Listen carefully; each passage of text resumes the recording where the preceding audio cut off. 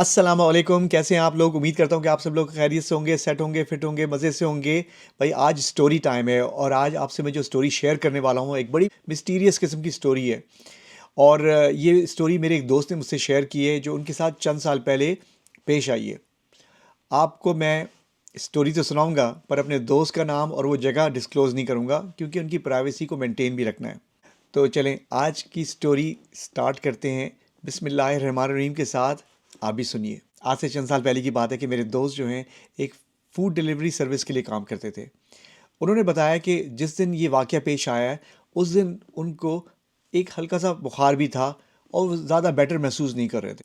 पर उनको जो है पैसों की ज़रूरत थी तो इसलिए उन्होंने छुट्टी नहीं ली। और उनको जैसे ही ये ऑर्डर आया तकरीबन रात के 10:15 बज रहे थे तो उन्होंने कहा कि चले भाई ये मैं ऑर्डर पिक करता हूँ, उस लोकेशन पे ड्रॉप कर लूँगा, आके जो है मैं जो है ना दवाई वगैरह खा के फिर सो जाऊँगा। तो निकल पड़े वो। ऑर्डर उन्होंने पिक किया।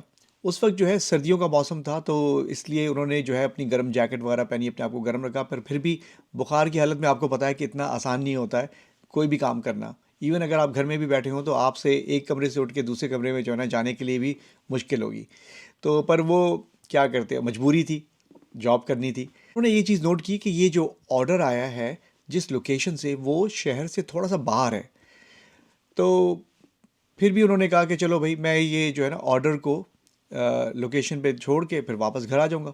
फिर भी वो निकल पड़े। जैसे ही वो उस जगह पे पहुंचे, उस इलाके में, उन्होंने एक चीज़ महसूस की कि वहाँ पे घर जो हैं बहुत दूर दूर हैं और इक्का दुक्का मकान जो है नज़र आ रहा है। जिस लोकेशन पे उनको जाना था वहाँ पे वो पहुँच गए। पर एक चीज़ उनको बड़ी अजीब सी लगी कि आसपास कोई ना मकान है और मकान की हालत बहुत ही ख़राब है। ऐसा लगता है कि सदियों से कोई इस मकान में नहीं रह रहा, बहुत ही वीराना पड़ा हुआ है। घर के अंदर कोई रोशनी भी नहीं है, बिल्कुल अंधेरा सा छाया हुआ है। उनको एक अजीब से सन्नाटे और एक खौफ का जो है ना अंदर से कुछ महसूस होने लगा। उन्होंने बोला कि भाई अब सिर्फ अब ड्रॉप ही तो करना है, मैं फिर जल्दी से चले जाऊंगा। देखा तो मेन गेट जो लोहे का था वो थोड़ा सा खुला हुआ है। अंदर जो एक दरवाज़ा था, जो फ्रंट डोर का जो होता है घर का, वो जो है ना बंद पड़ा हुआ है और उस पर एक बड़ा सा ताला भी लगा हुआ है और बोर्डेड है। बोर्डेड से मुराद के मतलब कि अगर कोई अबैंडन घर होता है तो उस पर लकड़ियों के ना प्लैंक्स लगा देते हैं और उसको नेल से ठोक के उसको बंद कर देते हैं, सील कर देते हैं। आपने अक्सर मूवीज़ वगैरह में देखा होगा ये। और उसके साथ साथ जितनी भी खिड़कियां थी वो भी सब बंद थी, बोर्डेड थी। अब ये जो है ना परेशान हो गए थोड़ा सा। उन्होंने कहा भाई मैं ऑर्डर किसको दूंगा यहाँ पे। और उसके साथ मतलब कोई नज़र भी नहीं आ रहा है यहाँ पे। तो उन्होंने जो है ना ज़ोर से बोला एनीबडी होम। और फिर जाके उन्होंने जो लकड़ी का जो मेन डोर था, फ्रंट डोर, उस पे उन्होंने नॉक कर दिया। अंदर से कोई आवाज़ नहीं आई। उन्होंने कहा कि भाई अब क्या करना चाहिए, परेशान हो गया, उनको समझ में नहीं आ रहा था क्या करूं मैं। तो उन्होंने अपने बैक ऑफिस में फ़ोन कर दिया, फूड डिलीवरी सर्विस के जो ऑफिस में। वहाँ पे जो बंदा काम कर रहा था उसने फ़ोन उठाया। उसने पूछा कि भाई क्या बात है। उन्होंने बताया भाई ये मामला है, घर पूरा जो है ना अबैंडन लगता है, कोई है नहीं यहाँ पे। तो उसने चेक किया, उसने कहा भाई ऑर्डर इसी जगह से आया है, आप ऐसा करें कि वो जो फूड का जो बैग है वो फ्रंट डोर के सामने छोड़ दें और बस आप फिर वापस आ जाएं। उन्होंने कहा भाई चलो मैं ऐसे ही करता हूँ जिस तरह उनके जो जिस तरह उनके कोलीग ने उनको बताया। उन्होंने वो बैग फ्रंट डोर के सामने छोड़ दिया और वापस मेन गेट की तरफ गए। उनको किसी के चलने की आवाज़ आई तो फ़ौरन पीछे मुड़ के देखा तो कोई नज़र नहीं आया। उन्होंने नज़रें झुका के जब वो फूड बैग की तरफ देखा तो वो फूड बैग गायब था, नहीं था, वहाँ पे मौजूद नहीं था। उनको ऐसा लगा कि जैसे ही वो मेन डोर की तरफ मुड़े हैं उसी लम्हे किसी ने जल्दी से आके जो है ना वो बैग फूड का ले लिया है। परेशान हो गए थोड़ा सा क्योंकि वो दरवाज़ा खुलने की भी आवाज़ नहीं है और ताला उसी तरह लगा हुआ है। उन्होंने कहा मुझे अजीब सा लग रहा था तो मैं अपनी रफ्तार बढ़ाकर जल्दी से अपनी गाड़ी की तरफ बढ़ने लगा। उनको एहसास हुआ कि उनके पीछे कोई चल रहा है। मुड़ के फ़ौरन देखा तो कोई नज़र नहीं आया। फिर वो गाड़ी के दरवाजे की तरफ गए और जैसे ही उन्होंने अपना गाड़ी का जो दरवाज़ा खोला उनको ऐसा महसूस हुआ कि उनके दाएं कान की तरफ किसी ने फूंक मारी है। उन्होंने फ़ौरन मुड़ के देखा घबरा कर। उस वक्त वो कह रहे हैं कि उनके हाथ के रोंगटे खड़े हो गए। उनको समझ में नहीं आ रहा था कि ये क्या हो रहा है उनके साथ। एक अजीब व गरीब किस्म का एक्सपीरियंस हो रहा है। आसपास मकान के देखा, कोई नज़र नहीं आ रहा है, झाड़ियाँ उगी हुई हैं, लगता है कि बरसों से कोई उस जगह पे रह नहीं रहा है। थोड़ा सा परेशान हो गए। फिर उन्होंने एकदम से जो है ना ऊंची आवाज़ में बोला एनीबडी होम। तो उनको ऐसा लगा कि मकान के अंदर से किसी के हंसने की आवाज़ आ रही है, और वो किसी औरत के हंसने की आवाज़ थी। तो परेशान हो गए थोड़ा सा। उन्होंने कहा भाई कोई मेरे साथ प्रैंक खेल रहा है ये। फ़ौरन गाड़ी में बैठे और गाड़ी स्टार्ट की, और जैसे ही वो थोड़ी सी गाड़ी उन्होंने बढ़ाई, बैक व्यू मिरर से उन्होंने क्या देखा है कि कोई औरत का सिलुएट, कोई साया उनको नज़र आया है, हेवला जो कहते हैं, और सफ़ेद रंग के कपड़े पहने, और जल्दी से वो मकान की तरफ बढ़ा है वो साया। एकदम से परेशान हो गए, उन्होंने रिवर्स की गाड़ी थोड़ा सा, जस्ट क्यूरियोसिटी होती है इंसान के अंदर, देखना चाहे कि भाई कौन है यहाँ पे। उनको कोई भी नज़र नहीं आया वहाँ पे, तो परेशान हो गए वो। तो उन्होंने क्या किया कि वो गाड़ी जो है अपनी थोड़ी सी आगे स्पीड कर ली।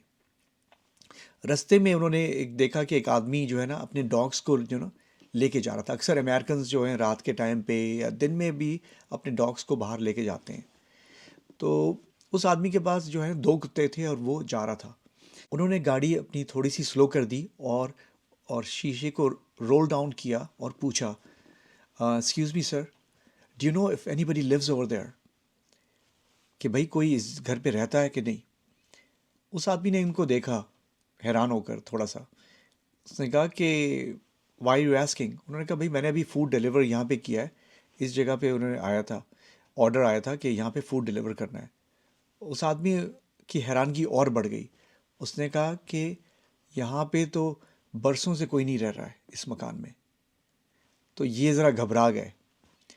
तो उन्होंने क्या किया, ओके थैंक यू करके वो चले गए। नेक्स्ट डे ये वाक़या उन्होंने अपने कोलीग्स के साथ शेयर किया अपनी फूड डिलीवरी सर्विस कंपनी में। तो चंद कोलीग्स का उनकी थ्योरी थी कि भाई हो सकता है किसी ने आपके साथ प्रैंक किया हो।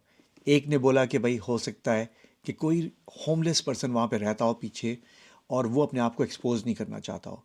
इसी तरह लोगों ने कई कई अपनी थ्योरीज जो है ना उनको सुना दी, फिर भी वो मुतमईन नहीं हुए। आप बताइए, आपको क्या लगता है कि जो वाक़या मेरे दोस्त के साथ पेश आया है, इसके पीछे कौन हो सकता है? कौन था जिसने वो फूड जो है ऑर्डर किया इतनी रात को, और नज़र भी नहीं आया, और फूड भी लेके चला गया वो? एक मौमा और एक मिस्ट्री है जो कि मेरे दोस्त हल कर नहीं पाए, ना उनके कोलीग्स हल कर पाए।